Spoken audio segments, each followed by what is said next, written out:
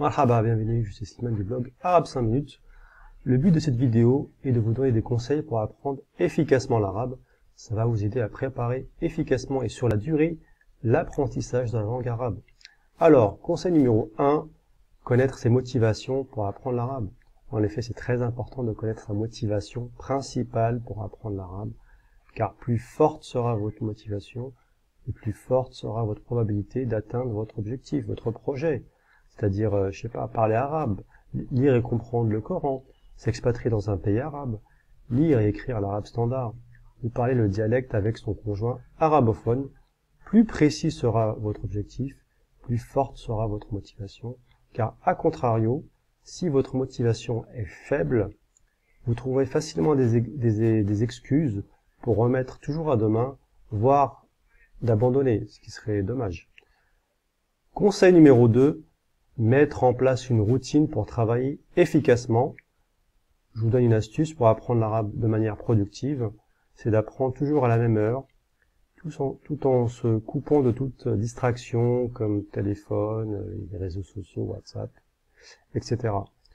Et selon moi, le plus important, c'est de travailler peu, mais régulièrement. C'est bien plus efficace que de travailler plusieurs heures par semaine, mais de temps en temps. Vous pouvez essayer par exemple de travailler 15 minutes par jour. Sur 5 jours, ça va donner 1h30 par semaine, ce qui est très bien. Conseil numéro 3, utilisez les nouvelles technologies. N'hésitez pas, vous avez la langue arabe littéralement à portée de main sur votre téléphone.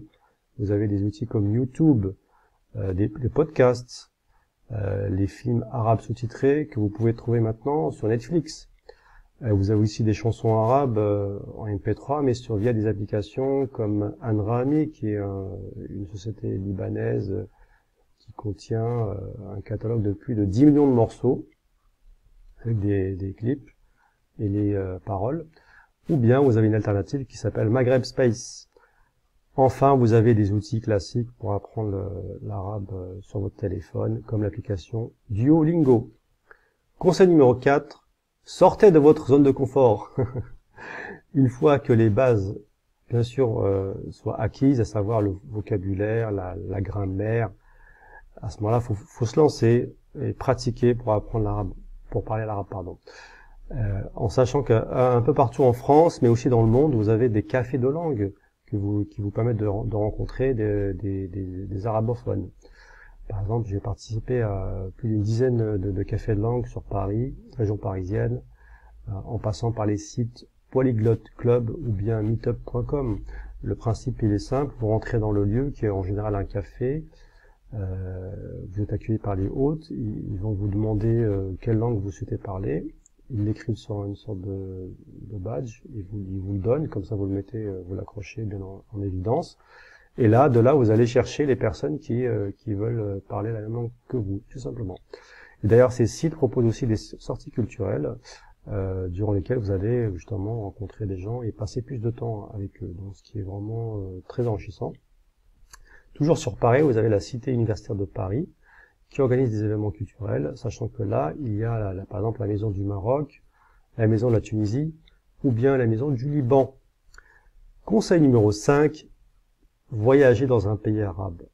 Je rappelle que le monde arabe est composé de 22 pays, ce qui est énorme et ce qui vous donne l'embarras du choix.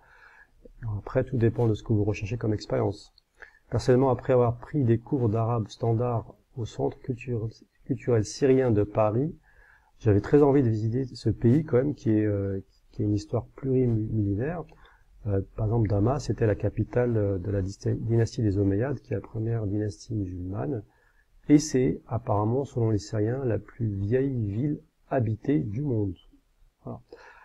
Et c'était aussi l'occasion pour moi de pratiquer l'arabe standard après toutes ces années de cours. Et j'ai eu la chance d'avoir pu visiter ce pays en 2009. Et je vous garantis que c'était vraiment une expérience humainement et culturellement inoubliable et très enrichissante. J'étais très touché par l'hospitalité et la générosité des Syriens et leur manière de vous accueillir avec la formule Ahlan wa Sahlan, mais d'une manière vraiment très classe. J'étais vraiment très touché par cette manière. Et l'arabe standard que j'ai appris justement au Centre culturel syrien de Paris m'a beaucoup aidé dans ce pays parce que je me suis rendu compte qu'il y avait très peu de personnes qui parlaient le français ou l'anglais. Voilà, j'espère que cette vidéo vous a plu et qu'elle vous a donné envie de vous lancer dans ce beau projet d'apprendre la langue arabe. Je vous dis à très bientôt. Ila liqa.